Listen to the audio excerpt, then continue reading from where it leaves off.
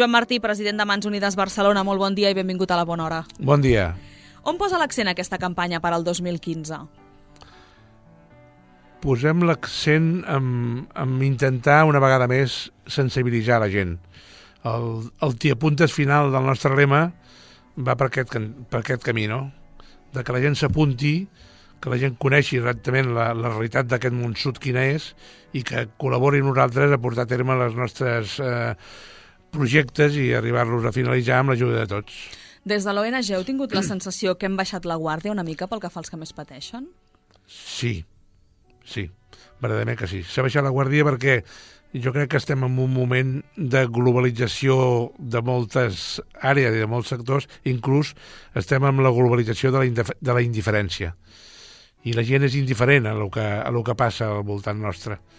De vegades per televisió es veuen imatges, es veuen escenes de nens que viuen com viuen al seu país i si ho fan a l'hora del dinar, a l'hora del sopar, el comentari és ara a aquesta hora ho tenen que fer, això.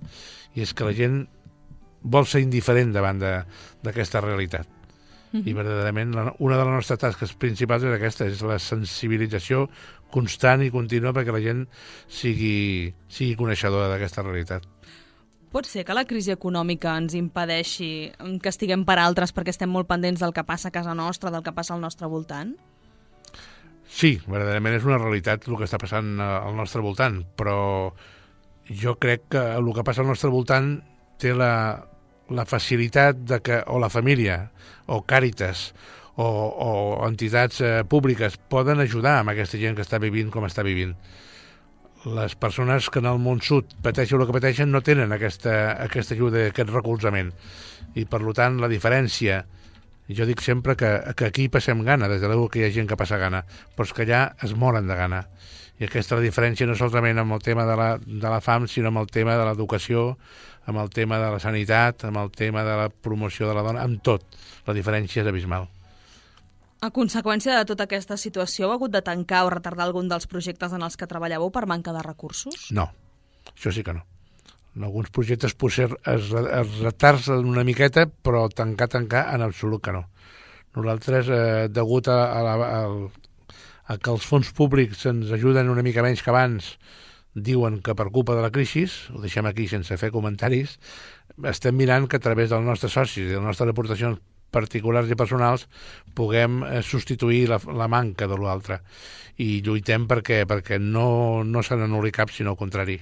Si en podem fer més, millor. Quants socis teniu a la demarcació de Barcelona i quants hi ha, si ho sabeu, a la nostra àrea, en concret a Sabadell i al Vallès? A Barcelona, en total, tenim uns 2.800, 2.900 socis, aproximadament. I a la zona del Vallès n'hi ha aproximadament uns 300.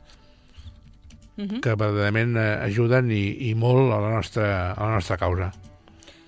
I els voluntaris van a més o estan sensibilitzats? Cada vegada en teniu més? Estan estabilitzats?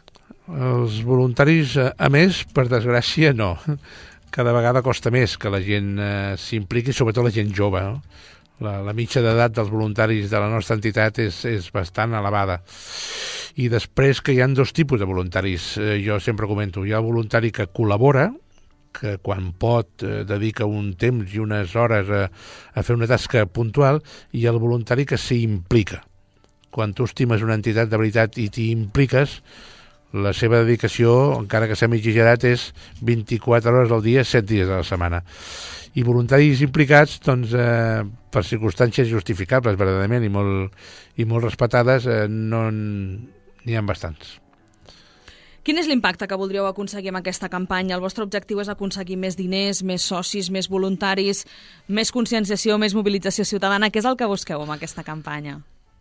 Jo diria que una mica de tot, no? Però, bueno, per concretar, com deia al principi, més gent que es conscienciï de la realitat, de la manera que viuen aquesta gent i que s'apuntin a la nostra lluita contra la fam, la nostra lluita contra la pobresa, perquè la pobresa genera aquesta fam, però la fam no solament és fam de gana, és fam de gana, és fam d'educació, és fam d'ensenyament, és fam inclús fam de Déu, no? I tota aquesta fam intentar-la suavitzar, si més no. La campanya inclou una col·laboració amb Lorenzo Quinn, fill del mític actor. En què consisteix aquesta col·laboració? Aquesta col·laboració consisteix en aquest escultor té una obra que es diu Dar i Tomar, donar i rebre, que són... Ell treballa molt en tema de mans, i com que Mans Unides, el nostre emblema és dues mans que estan enllaçades, una negra i una blanca, al voltant del món, doncs ell ens va conèixer i va dir, home, doncs la meva obra podia ser molt paral·lela i molt semblant a la que fa Mans Unides. La seva col·laboració quina és? Doncs ha fet que aquesta obra seva, que està extesa per arreu del món, té moltes escultures d'aquestes fetes a diferents ciutats del món, l'ha feta a mida d'una pulsera, tant per home com per dona com per nen, i aquesta pulsera ell la titula, perquè la seva parla és castellana, Dar i Recibir, i que és el nostre lema, no? Donar i rebre. I un tant per cent bastant elevat del benefici de la venda d'aquesta pulsera anirà dedicat a un projecte determinat de Mans Unides que directament el financirem a través d'aquesta campanya. Com es pot comprar aquesta pulsera? On? A quin preu? Doncs no està encara concretat tot el tema. Estem mirant diferents opcions, estem estudiant exactament el millor preu, perquè és una pulsera que és una pulsera de molt maca en quant a disseny, però també una mica cara en quant als materials que es composen. I encara no està concretat. Pensem que encara que la nostra campanya és aquesta setmana, el dia 8 de febrer, la promoció i la venda de pulsera ho posarem en marxa a partir del mes de maig. La nostra campanya és ara aquest mes el dia 8, com deia, però és el començament de la campanya. Per tant, des d'ara fins al febrer de l'any 2016, la campanya nostra seguirà funcionant. I pensem que, si no hi ha res de nou, al maig se sabrà ja a on i quin cost tindrà. Per estar-ne informats, on ho podem consultar? A la nostra pàgina web. Que és? www.mansunides.org. mansunides.org, allà podreu trobar tota la informació relativa a aquesta pulsera. A més, també inclou el llibre Alegria con Gambo, d'Iñaki Alegria, que ja vam presentar fa uns dies al programa i que podeu trobar a les principals llibreries de Sabadell a només 15 euros, així com la visita de persones molt vinculades a la lluita pels drets humans i a projectes de Mans Unides. Una d'aquestes persones ens acompanya avui a l'estudi, és l'activista asturiana i missionera laica Carmen Bascaran, que es va passar 15 anys de la seva vida al Brasil, a les portes de l'Amazona, lluitant contra l'esclavatge i a favor dels drets humans i la dignitat de les persones. Buen día, buenos días, Carmen. Buen día, buenos días. Usted era madre de 4 hijos y un buen día decidió dejar su tierra y familia y marcharse al Brasil. ¿Por qué? Soy madre de 4 hijos y también abuela ahora de 6 nietos, 3 de ellos catalanes. Marché porque después de que mis hijos acabaron las carreras y se independizaron, yo creía que todavía podía hacer algo más y sentir la injusticia, las desigualdades, la pobreza del mundo formaba parte de lo que yo sentía que había que trabajar para acabar con ello. Tenía un hermano que era misionero comboniano en Brasil y los misioneros combonianos crearon un proyecto de laicos misioneros combonianos y en él me enrolé y en él me fui.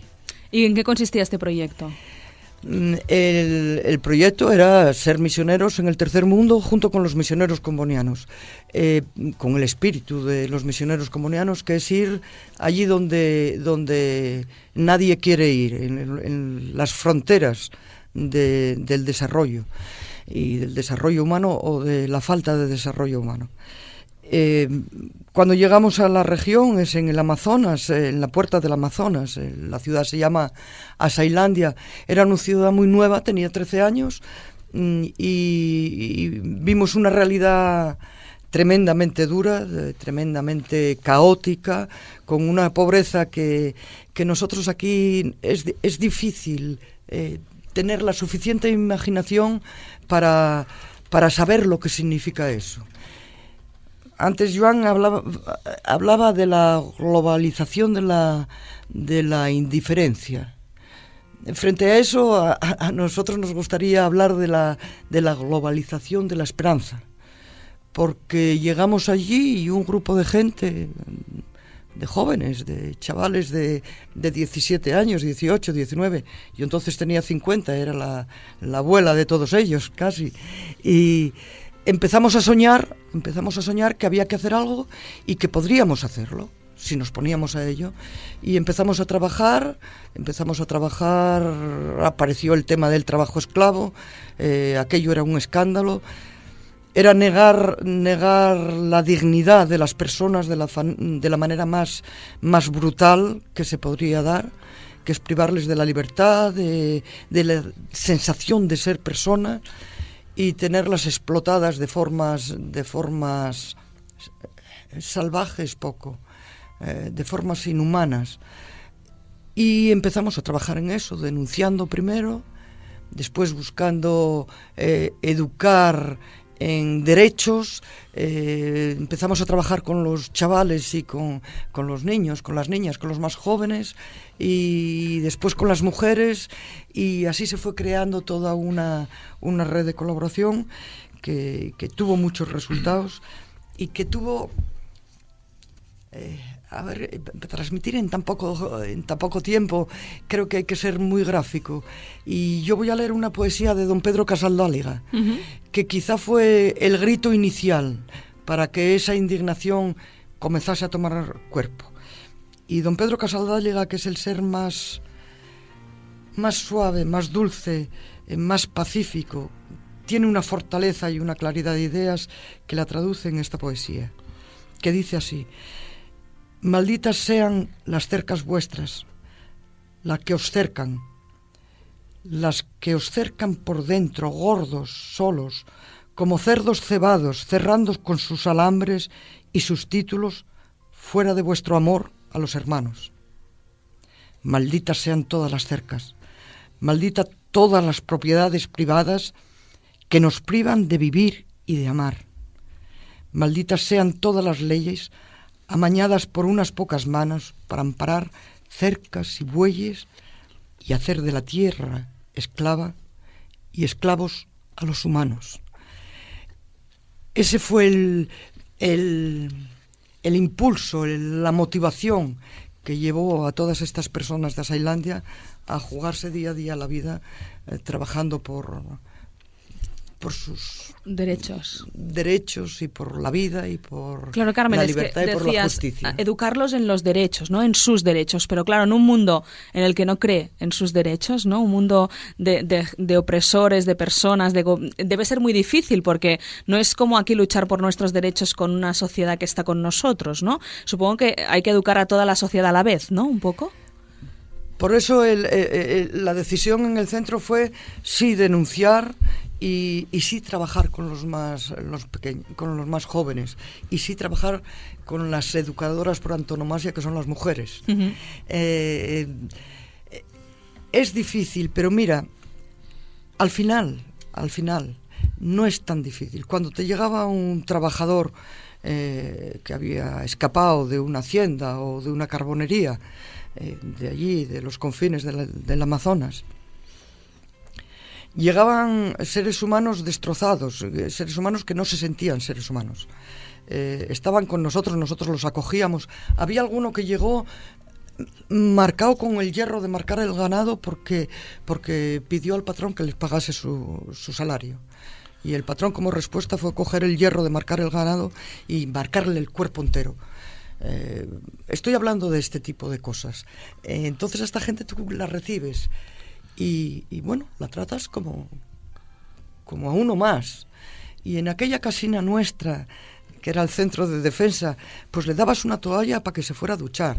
Luego le preparabas un arroz con feijão, con fabas negras, y comíamos allí todos juntos y convivías con él y estabas con ellos, y al final te decían gracias, porque es la primera vez que nos sentimos gente.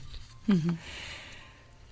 Es difícil trabajar, pero al final es hacerles sentir que su sangre y la mía son las mismas. A partir de ahí empieza una nueva etapa. Uh-huh. Pero claro, estas personas para ganarse la vida tienen que trabajar, y supongo que la desgracia es que el trabajo generalmente allí pasa por estos pocos derechos que decías tú ahora, ¿no, Carmen? La razón de que exista el trabajo esclavo en Brasil y en el mundo entero, la primera razón es la miseria. Y esa miseria está provocada.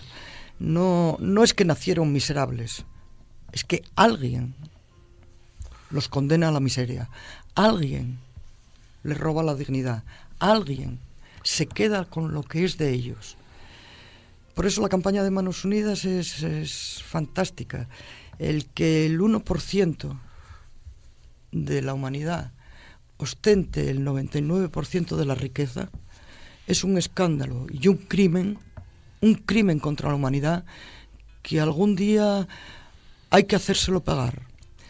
Y yo creo que entre todos tenemos que trabajar en esta dirección y hacerles saber muy claro que o por las buenas o por las malas esta situación es insostenible y ese 1% va a tener que devolver todo lo que lleva robado de vida y de dignidad de los seres humanos. El trabajo en Asailandia, movió, tú fíjate que fueron en estos años más de 50.000 personas liberadas de trabajo esclavo. Fueron más de 10.000 chavales que hoy son los que son los educadores de las futuras generaciones. Son aquellas mujeres que no tenían ninguna esperanza y hoy todas ellas tienen su pequeño medio de vida, o están estudiando o están generando una nueva sociedad. Estoy hablando de Asailandia. Y todo eso fue gracias a gente como la gente de Manos Unidas. Nada de aquel trabajo que nosotros hicimos 15 años y que sigue haciéndose hubiera sido posible si no hubiera entidades aquí en España, o en el primer mundo que se llama, que sean capaces de mover la solidaridad, esa globalización de la esperanza, traduciéndola en buscar dinero, en buscar recursos para que otros podamos estar allí trabajando por los derechos y por la vida. Para que entendamos un poco el símil y para que la gente que estamos aquí nos demos cuenta, por ejemplo, ¿qué se puede hacer allí donde usted estuvo con 5 euros o con 10 o con 50 o 100 euros? ¿Qué se puede hacer? Es una pregunta bastante importante, porque estamos hablando de Brasil. Brasil es un país emergente, donde los niveles de riqueza y de pobreza son de un escándalo absoluto. El nivel de vida, los precios de la alimentación son muy similares a los que nosotros tenemos aquí. El kilo de arroz puede ser prácticamente el mismo precio que aquí. Entonces, con 5 euros no se puede hacer mucho, dependiendo a lo que llames tú hacer mucho. Pero sí se puede hacer mucho cuando esos 5 euros tú los pones al servicio de un monte de gente que con aquellos 5 euros ponen el primer pie para luego ellos transformarlos en un monte de trabajo y en un monte de buscar otros recursos. Yo tengo que decir que desde el inicio, que el 90% del presupuesto que manejábamos en el Centro de Defensa venía a través de Manos Unidas, gracias a ese presupuesto que Manos Unidas facilitó, pudo hacer que los brasileños se formasen y hoy el 90% son recursos del país para continuar trabajando. 5 euros, 10 euros en Brasil. Bueno, no es mucho, no. No es mucho.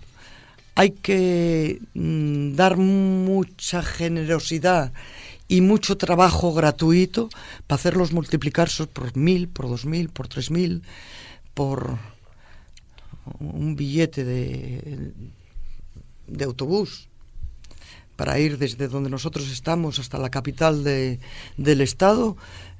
Cuesta 100 reales, 150 reales. Divídelo por 3 y eso es lo que nos costaba ir desde el sitio hasta la capital para cualquier gestión que tuviéramos que hacer. El voluntariado, la generosidad de la gente, la capacidad de entrega de la gente es lo que hacía multiplicarse ese dinero. Uh-huh. Se pasó 15 años allí y luego volvió. Sí. ¿Con el trabajo hecho? El trabajo nunca se va a acabar, o por lo menos durante muchos años no se va a acabar. Reivindicar los derechos cuando las desigualdades y la corrupción es tan sangrante es como decir que si se acabó el trabajo aquí por los derechos de los más desfavorecidos. Uh-huh. No se va a acabar, vamos a tener que seguir luchando. Pero sí se acabó en un sentido, en que hoy son la propia gente, aquellos chavales de 17 años, aquellos niños que empezaron con nosotros con 7 años, los que hoy llevan para el frente el Centro de Derechos Humanos. Pero no solamente eso, sino que son los profesores de danza, de teatro, de capoeira, son los radialistas, son los locutores de televisión que fueron formados en el propio centro. Y eso sigue para el frente. Sigue cogido con una pasión y con una entrega que quien diga que los pobres son pasivos y que por eso están así, mienten. Ellos lo único que necesitan es alguien que les dé una mano para que con ese apoyo se pongan en pie y sean protagonistas de su historia en cuerpo y alma. Desde la lejanía, ¿cómo se vive todo lo que usted sabe que está pasando allí? Se vive con tristeza por un lado, porque no se puede estar colaborando directamente, como todos esos años que estuve allí con ellos, pero por otro lado con alegría, con la alegría de saber que ellos cogieron la bandera de los derechos humanos y que siguen arriesgándose. Nosotros hace 2 años tuvimos que hacer una recaudación rápida para a uno de ellos, a Antonio Fillo, esconderlo. Tuvimos que esconderlo porque lo estaban amenazando de muerte. Lo estaban amenazando de muerte porque denunció a un facendero, a un terrateniente que tenía trabajo esclavo y que habían aparecido armas, que habían aparecido un pozo con cadáveres de trabajadores. Hizo esa denuncia y este facendero amenazó a él y a su familia. Triste, pero al mismo tiempo con una esperanza renovada porque sabes que el trabajo que fue hecho está dando sus frutos y otros están cogiendo la bandera para continuar esa lucha sin desfallecer y sin permitir que los esclavizadores continúen siendo impunes como hasta ahora había sido. Hablábamos antes con Joan que cuesta más ir recogiendo dinero por la crisis. Lo que estamos viendo aquí es una crisis comparado con lo que has podido ver allí. Es difícil esa pregunta, porque yo creo que la crisis aquí está provocada por egoísmo es poco, por el afán de lucro y de riqueza de unos pocos. Se habló mucho, cuando yo llegué aquí se hablaba mucho, es que la crisis está provocada porque vivimos por encima de nuestras posibilidades. Sí, se vivió por encima de nuestras posibilidades, sobre todo aquel 1%. Aquel 1% que es el que domina el mundo y el que está manejando las conciencias de la gente. Son aquellos que dijeron y que nos machacaron y que nos metieron de forma subliminal, de forma violenta, el que para ser feliz había que consumir más. Yo creo que si de esta crisis que se dice que hay aquí y que a mí hasta cierto punto, porque sé que hay gente aquí que lo está pasando francamente mal, aquellos que son desahuciados de las casas, aquellos que tienen que dormir en la calle, son los mismos sufridores que los trabajadores esclavos. Y están así por las mismas causas que los trabajadores esclavos, porque hay ese 1% que compran las conciencias de la gente, que son capaces de prostituir todo lo más sagrado que el ser humano y la humanidad entera tiene, que es la dignidad, con tal de ellos tener esa situación de poder que nos está llevando a asumir que no tenemos salida. Sin embargo, yo desde aquí quiero decir que después de la esperanza de Brasil, la esperanza se puede convertir en realidad si realmente creemos que tenemos la capacidad de juntarnos y transformarla. Muchas gracias, y con este mensaje nos quedamos. Muy buenos días.